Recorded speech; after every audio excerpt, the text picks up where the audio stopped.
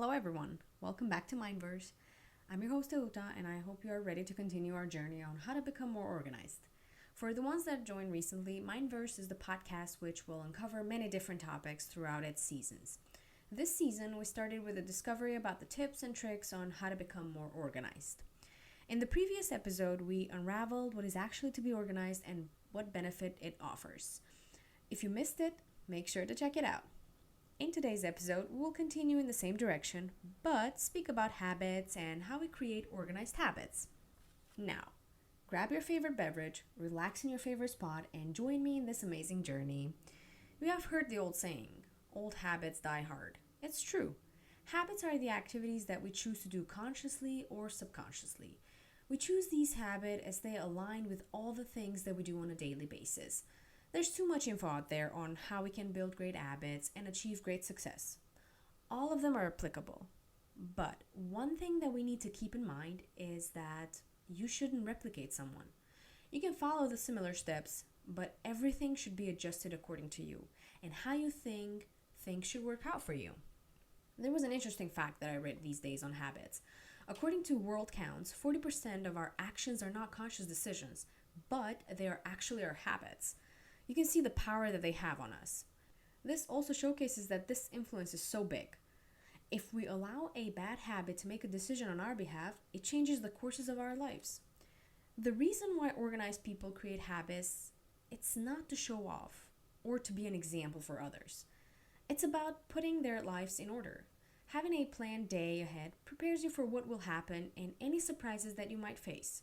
Having everything in one place creates a safe space in your head, which doesn't allow anxiety to kick in. Building habits both at home and at work puts the groundwork, and what is left for you is to manage the unexpected things that might happen. Now, we are jumping into the next part of the episode. How can we create effective habits? I have heard a long time ago that it takes 20 days to change a habit, which actually isn't true according to actual studies. Ask Wonder found out that most people actually takes for them 66 days to change a habit, which again takes us to the original saying, old habits die hard. But it isn't impossible to create them or overpower the old habits with the new ones. Let's check the next steps that can help you in your habit building right. The first step is pretty simple. Identify the habit. This is the very first step for every other thing that you want to accomplish. In our case, we already have established this. We want to become more organized. In other cases, what helps when you want to identify a habit is always make sure to reflect, write down things, and cross off the ones that aren't a priority for now. Reflection helps us understand the why, and when we do, it becomes much easier. Now that we have the first step completed, let's jump to the second. Do one thing at a time or start small. Focus on making one small consistent change at a time. It's better to make gradual progress than constantly changing things without making lasting improvements. You can begin with a small aspect of being organized, like organizing your fridge or creating a mini schedule for a day off. This not only is manageable in the beginning, but when you accomplish it, you see that you can move to more complex areas soon. The third step is, and you guessed it right, move to a more complex area. You already started thinking big now. When you move to the more difficult tasks and start completing them, it will create a sense of accomplishment. As much as we love to complain about how difficult things are, we love tackling challenges or obstacles. And when you set this as a goal or challenge, you will do everything in order to achieve it. In this list, you can add organizing your finances, planning a trip to a new place, or developing any other long-term plans. It's up to you. The fourth step is focus on the benefits. Go back again and see the wins you have gained from being organized. For example, a well-organized fridge will make it easier for you to find what you need instead of trying to figure out where it is. Another example, a perfectly planned monthly budget will create a sense of security and easiness, which automatically will reduce stress. Being organized in your daily activities create a clear sense of direction, reduces anxiety, and builds a more relaxed state of mind. The next step is consistency. As you saw, habits take time to form. That means your willpower will be tested. But that doesn't mean we have to stop when things get tough. Consistency is key when we want to form a good habit. And I know it's easier to cave back to the old habits, but make sure to always see how much you have come forward and keep it going. Each step you take and continue will help and keep you consistent. You have the power to do it. The sixth step is to recognize and reward success. Don't forget to celebrate your wins. You achieved so much along the way. Therefore, you want to reward yourself. And you deserve it. Choose your own reward.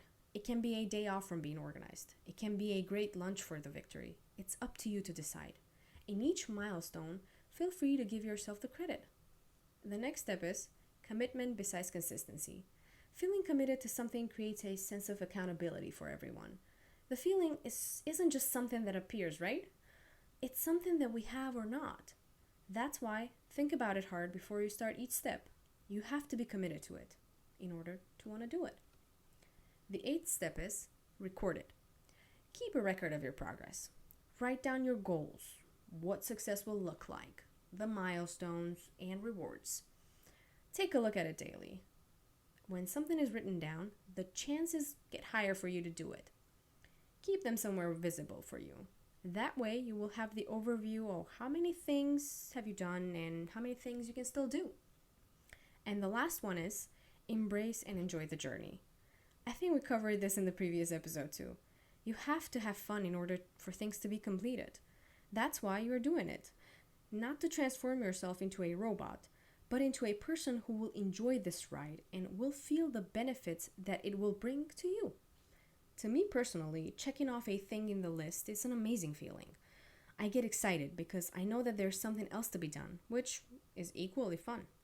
So, pick your fun activity on being organized and do it. There's one more thing that I might have forgotten to add.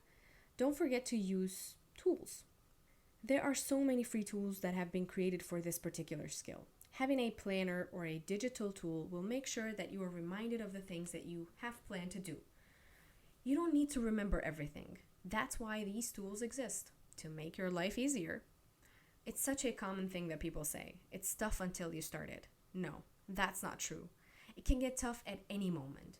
But an important thing to keep in mind is that you are capable of accomplishing what you set your mind to. Each of these steps is designed for both good and bad days. Each and every one of us knows how things can get for us. You can have a friend with whom you can do it together if that makes it easier for you. But I strongly urge you to take the first step and keep going. And that wraps up another episode of Mindverse. I hope you enjoyed and gained valuable insights into the world of creating organized habit and that you feel inspired to take action. We will continue our journey further in the next episodes and I will make sure to help you in each step. I am more than happy to hear if you practiced any step and how you feel after doing so. In the next episode, we'll be talking about crafting great to-do lists.